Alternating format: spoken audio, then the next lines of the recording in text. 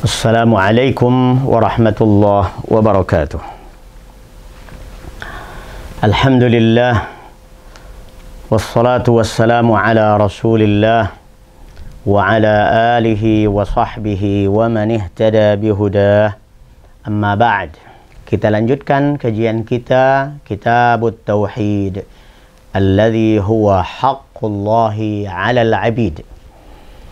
Kali ini memasuki babu ma jaa fi himayatil Mustafa sallallahu alaihi wasallam janabat tauhidi wa saddihi kulla tariqin yusilu ila syirki. Bab dalil-dalil yang menunjukkan bahwa Nabi kita Muhammad sallallahu alaihi wasallam al-Mustafa betul-betul menjaga, membentengi tauhid, dan beliau betul-betul membentengi manusia dari setiap jalan yang menuju pada syirik. Di antara dalil tersebut disebutkan oleh beliau di sini wa qaulillahi ta'ala laqad ja'akum rasulun min anfusikum azizun 'alaihi ma 'anittum harisun 'alaikum bil mu'minina raufur rahim. Ini ada di dalam surah ke-9 ayat 128 dan 129. Allah Ta'ala berfirman, laqad ja'akum rasul. Sungguh telah datang seorang rasul kepada kalian. Kalian yang dimaksud adalah bangsa Arab serta seluruh manusia yang berada di zaman Nabi Muhammad sallallahu alaihi wasallam sampai akhir masa, karena beliau merupakan Rasul, utusan Allah subhanahu wa ta'ala yang diutusnya di akhir zaman, baik itu kepada orang Arab maupun luar Arab, seluruh bangsa di setiap masa sampai akhir masa. Berbeda halnya dengan nabi-nabi dan rasul-rasul sebelumnya. Mereka terbatas pada kaumnya masing-masing dan di masanya masing-masing. Maka kita semua harus merasa bahwa ayat ini berkaitan dengan kita juga. Jangan sampai ada di antara kita yang merasa bahwa saya mah bukan orang Arab, ini kaitannya mungkin dengan orang Arab. Oh tidak. Kata Allah subhanahu wa ta'ala, sungguh telah datang seorang Rasul kepada kalian. Datangnya Rasul alaihi salatu wassalam yang dimaksud tentu bukan fokus pada fisiknya, kedatangan fisiknya, tetapi kedatangan risalahnya, ajarannya sampai kepada kita, walaupun kita tidak melihatnya. Maka kita yang ada di zaman ini, di mana kita tidak melihat langsung secara fisik wujud Rasulullah sallallahu alaihi wasallam, tetapi kita membaca, kita mendengar, kita menyimak penyampaian para ulama. Para ulama itu belajar dari para ulama sebelumnya. Ulama sebelumnya, dari ulama as-salafus salih radhiyallahu anhum, itu semua dalam satu silsilah dakwah tauhid, dakwah kepada sunnah Nabi alaihi salatu wassalam. Maka jangan ada di antara kita merasa bahwa kita tidak termasuk. Sungguh telah datang seorang Rasul kepada kalian min anfusikum. Rasul tersebut, kata Allah Azza wa Jal, min anfusikum. Min anfusikum ay minkum. Minkum artinya di antara kalian. Dari jenis kalian. Kalau dikatakan dari jenis, berarti jenis manusia. Beliau bukan dari jenis jin. Bangsa jin tidak memiliki rasul. Rasul mereka adalah rasul dari bangsa manusia. Maka dari itu, Nabi kita Muhammad sallallahu alaihi wasallam suatu saat pernah dinyatakan hilang di suatu malam dalam perjalanan bersama para sahabat radhiyallahu anhum. Ternyata beliau mendatangi undangan kaum jin dan beliau alaihi salatu wassalam menyampaikan risalah tauhid ini kepada mereka. Maka min anfusikum di sini maksudnya dari bangsa manusia. Dari suku mana? Dari bangsa mana? Dari bangsa Arab. Arabnya Arab mana? Dari suku Quraisy. Beliau dari nasab yang tertinggi dari orang Arab.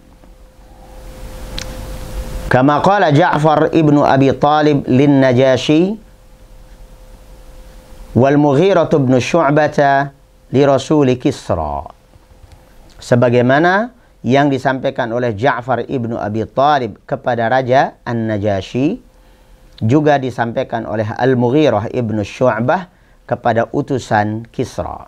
Katanya, Inna Allaha ba'atha fina rasulan minna na'rifu nasabahu wa sifatahu wa madkhalahu wa mudkhalahu wa mukhrajahu wa sidqahu wa amanatah. Wa dzakara al-hadits. Sesungguhnya Allah telah mengutus kepada kami seorang rasul di antara kami. Maka yang dimaksud di antara kami adalah di antara orang Arab. Kami tahu nasabnya. Artinya nasabnya memang nasab tertinggi di antara orang Arab. Wasifatahu dan karakternya memang karakternya mulia. Sejak kecil nggak pernah berbohong. Makanya kami juga percaya. Wa mudkhalahu wa mukhrajahu. Dan kapan, dari mana beliau masuk dan keluar, artinya kami betul-betul kenal beliau. Bukan orang asing bagi kami. Kalau kita mempercayai orang yang sedemikian rupa sifatnya, wajar kalau kami yakin. Kecuali kalau yang kami ikuti ini adalah orang asing, entah berantah, baru saja kenal kok langsung yakin, ini aneh. Baik. Wasidqahu wa amanatahu, bahkan kejujuran dan amanahnya sangat viral, sangat terkenal di antara kami. Ini dari min anfusikum. Rasul tersebut memiliki sifat lain, di antaranya azizun alaihi ma anittum. Artinya ya'azzu alaihi syai'ul ladzi ya'natu ummatahu wa yashuqqu 'alaiha. Beliau itu sangat empatik. Apa yang menimpa umat, beliau merasakannya. Merasa iba, merasa berat hati terhadap apa saja yang memberatkan umatnya. Itu azizun 'alaihi ma 'anittum. Sebagai realisasinya, bukti akan sifat tersebut, Nabi kita Muhammad sallallahu alaihi wasallam bersabda dalam kesempatan lain. Kata beliau, bu'ithtu bil hanifiyatis samhah. Aku diutus dengan membawa ajaran yang toleran, membawa ajaran yang lembut, pertengahan, moderate. Maka kalau mau disebut ajaran moderat, ajaran yang toleran, ya ajaran Nabi Muhammad sallallahu alaihi wasallam. Tidak perlu ada istilah Islam moderat. Yang moderat itu adalah ajaran Nabi alaihi salatu wassalam. Tidak perlu ada istilah Islam toleran. Seakan-akan ada pemilahan. Ada Muslim yang toleran dan intoleran. Ada Islam, ajaran Islam toleran dan Islam intoleran. Tidak ada. Islam itu ya toleran. Justru selain Islam itulah yang intoleran. Kita perhatikan buktinya di mana-mana. Di mana umat Islam merupakan mayoritas, maka non-muslim aman, nyaman, terjamin keselamatannya. Mereka tidak dianiaya, tidak dizalimi. Tapi kita dapati di beberapa tempat di mana muslim merupakan minoritas di sana dizalimi. Ini salah satu bukti. Azizun alaihi ma'anittum. Dalam kesempatan lain juga, dengan riwayat yang sahih, Nabi alaihi salatu wassalam bersabda, "Inna hadzal dina yusrun." Sesungguhnya agama ini, al-Islam, ajaran al-Islam ini merupakan paket ajaran kemudahan. Seluruh ajaran Islam itu merupakan kemudahan. Mudah dipahami, mudah dipelajari, dipahami, diyakini, diamalkan, diteladani, mudah. Tidak sulit. Lanjutan hadisnya, wala yushaddad dina ahadun illa ghalabah. Tak seorang pun ada yang berusaha menambah-nambah, mengurang-urangi, mempersulit pelaksanaan agama ini, melainkan dia sendiri sebagai pengamalnya yang akan kewalahan. Maka ikuti saja. Ikuti saja. Kata Abdullah bin Mas'ud radhiyallahu an, ittabi'u wala tabtadi'u. Ikuti saja. Copy paste saja dari Nabi alaihi salatu wassalam. Para sahabat radhiyallahu anhum copy paste dari Nabi alaihi salatu wassalam. Maka hidupnya mudah. Kita pengen mudah dalam beragama Islam, ringan. Ikuti cara sahabat Nabi yang mengikuti Nabi alaihi salatu wassalam. Sebagaimana beliau melaksanakan, begitu kita tiru. Mudah. Anak sekolah aja kalau komentar tentang ujian itu yang paling gampang itu ya nyontek. Kita ini nyontek Nabi alaihi salatu wassalam.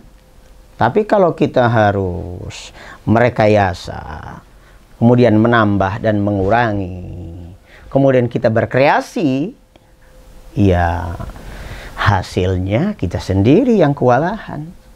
Akan tabrak tubruk akhirnya. Baik, ini yang pertama tentang azizun alaihi ma'anittum. Sifat berikutnya, kata Allah Azza wa Jalla, Rasul tersebut, yaitu Nabi Muhammad sallallahu alaihi wasallam, harisun alaikum. Haris. Haris artinya apa? Sangat berambisi. Sangat berambisi. Ambisius sekali. Kalau kita berbicara tentang ambisi ya, kita nih sebagai orang tua, punya anak, berambisi sekali kalau anak kita jadi hafidz Al-Quran. Berambisi sekali kalau anak jadi dokter. Sangat berambisi kalau anak kita itu nanti jadi orang yang dimuliakan di masyarakat.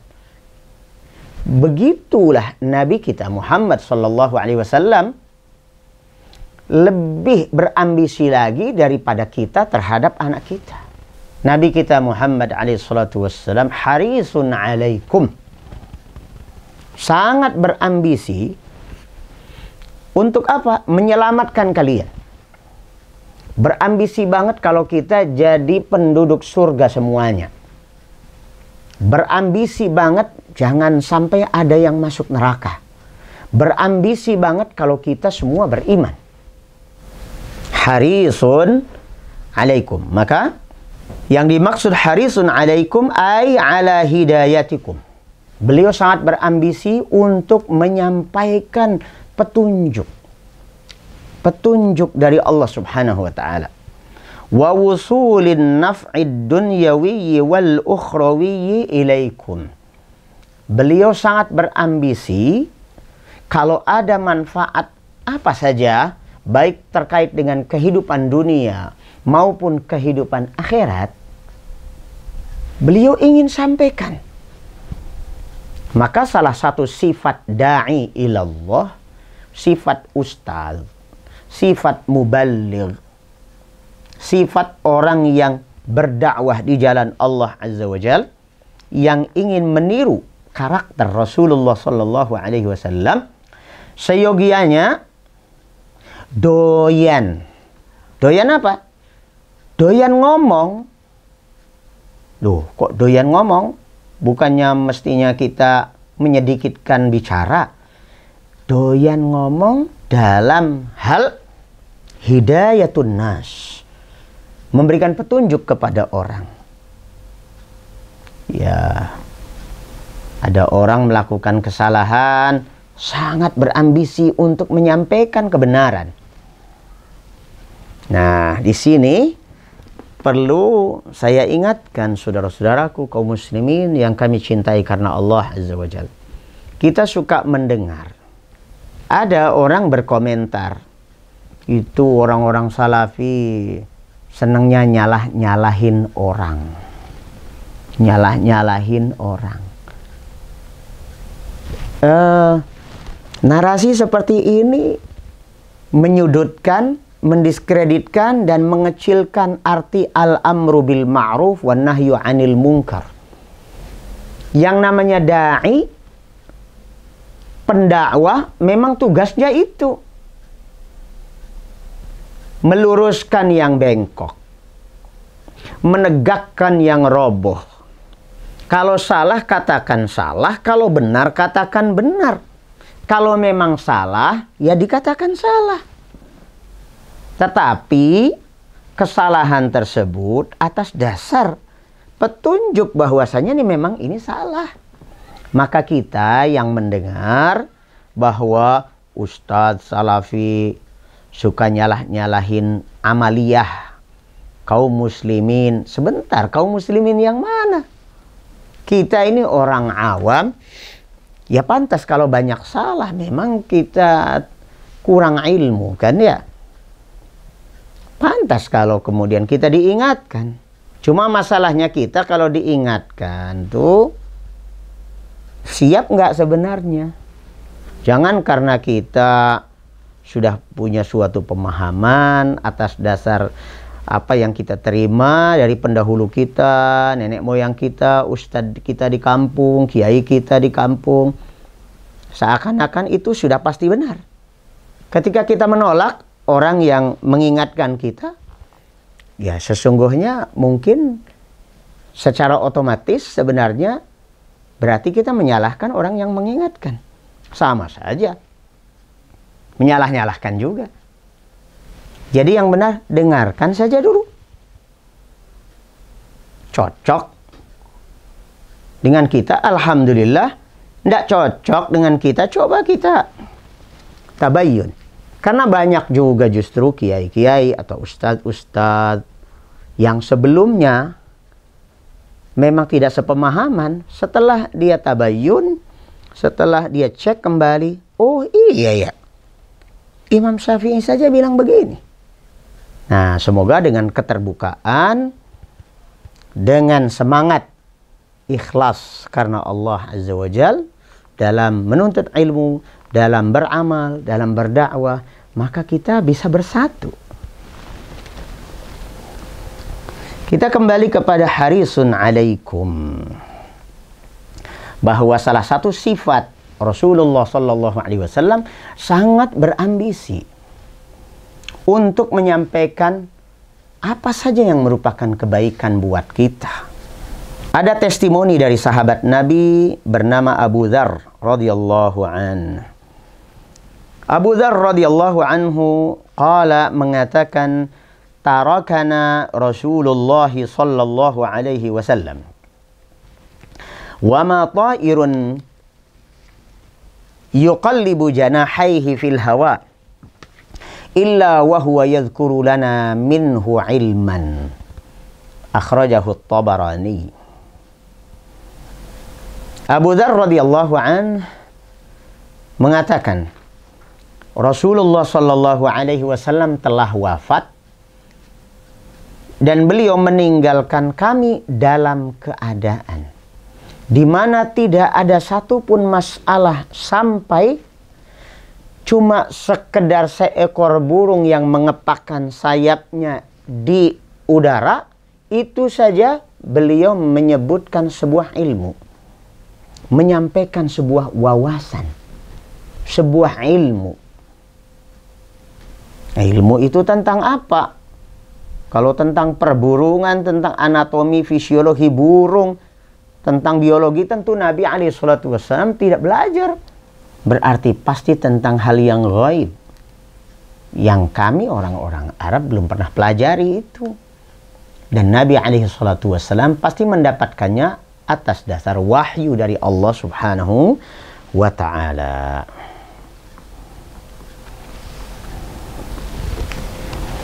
Abu Dzar radhiyallahu an juga dalam kesempatan lain mendengar langsung Rasulullah sallallahu alaihi wasallam menyampaikan,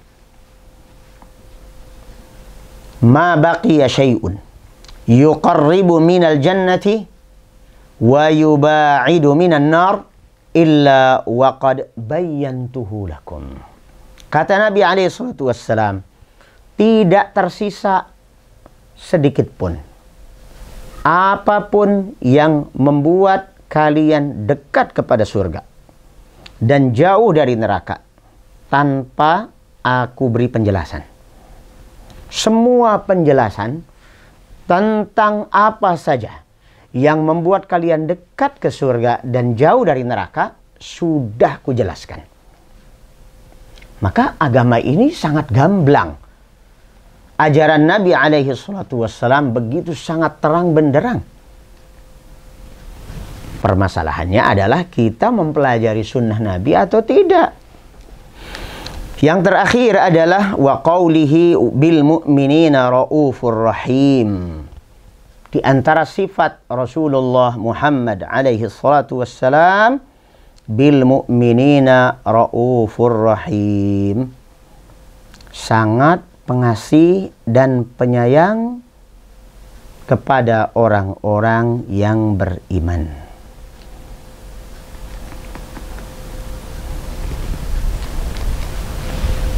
Sikap beliau kepada orang-orang beriman sangat sayang. Dan saking sangat sayangnya, kadang beliau marah. Marahnya ini adalah marah sayang. Jangan dikira kalau ada ustadz marahin jamaah berarti ini tanda radikal, tanda intoleran. Umat kok dimarah-marahin? Kenapa nggak dibebasin aja? Bebas. Mereka mau berperilaku apa, begitu.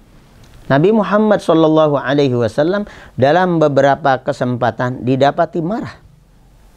Marah kepada seseorang. Marah kepada suatu kaum. Maksudnya apa? Mengingatkan. Nampak masalah. Sepertinya remeh.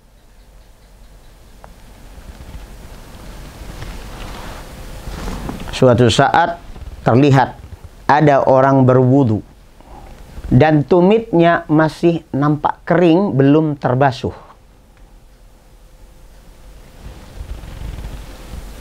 Nabi SAW langsung berdiri di hadapan kaumnya.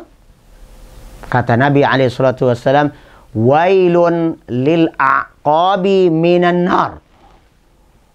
Waspadalah terhadap bahaya besar neraka wail yang akan dikenakan terhadap al-aqab, tumit. Apa? Tumit yang tidak terbasuh ketika wudhu. Saking apa itu? Saking ambisiusnya Nabi SAW dan sayangnya kepada umat ini. Ada seorang sahabat Nabi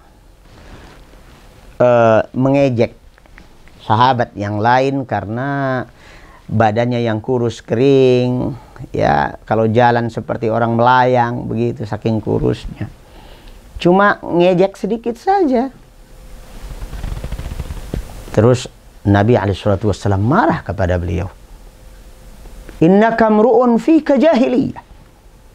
Kamu masih memiliki sifat jahiliyah. Ini kalimat panas, pedas. Saking apa itu? Saking sayangnya. Maka kalau kita mendapati ada ulama yang kemudian bicara keras, lantang, bukan keras dan lantang suaranya, tetapi menyuarakan al-haq, menjelaskan dengan keras dan lantang, mengingatkan umat.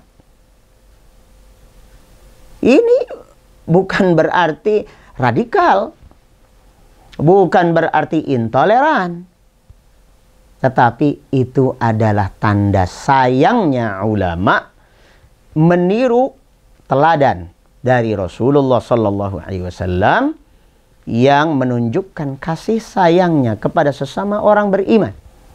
Kepada orang kafir kenapa nggak gitu banget? Kalau mereka itu diharapkan dengan kelembutan kepada mereka disampaikan, semoga hatinya terpikat. Dengan demikian Allah Subhanahu wa ta'ala turunkan hidayah kepada orang itu, terpikat dengan Islam, masuk Islam. Maka dari itu di sini yang disebut bil mu'minin, bukan bil muslimin. Apa bedanya itu? Kalau dikatakan muslimun, mu'minun, ini menunjukkan peringkat yang berbeda, level yang berbeda dalam soliditas keyakinan dan keagamaannya. Kalau orang-orang yang baru saja masuk Islam atau orang-orang yang awam, baru belajar tentang Islam, ya, itu masih harus elus-elus gitu. Pengamalan masih lahiriahnya saja gitu. Itu namanya muslimun. Tapi kalau disebut mukminun, ini orang-orang yang hatinya sudah kuat di dalam Islam. Bahkan mereka diajak berjihad sekalipun enteng. Maka berbeda peringkat. Maka di antara kaum muslimin ini ada level. Terhadap orang-orang yang peringkatnya sudah mukminin, sayangnya Nabi alaihi salatu wassalam ditunjukkan kadang-kadang dengan marah. Kaderisasi umat ini ketika sampai pada tingkatan mukminun, maka berbeda mentalitasnya, keteguhan imannya. Makanya nanti antara muslimun dan mukminun terjadi ada namanya orang yang masih ragu-ragu. Fi qulubihim marad, hatinya berpenyakit. Tampilannya muslim, hatinya ragu-ragu. Biasanya seperti itu musuh dalam selimut. Disebutnya munafiqun. Baik. Inilah apa yang bisa kita kaji pada episode kali ini. Kita baru berbicara tentang sifat Rasulullah Sallallahu Alaihi Wasallam yang merupakan sifat-sifat yang harusnya diteladani oleh setiap da'i ilallah. Kita bertemu kembali pada episode mendatang masih dengan bab yang sama. Assalamualaikum warahmatullahi wabarakatuh.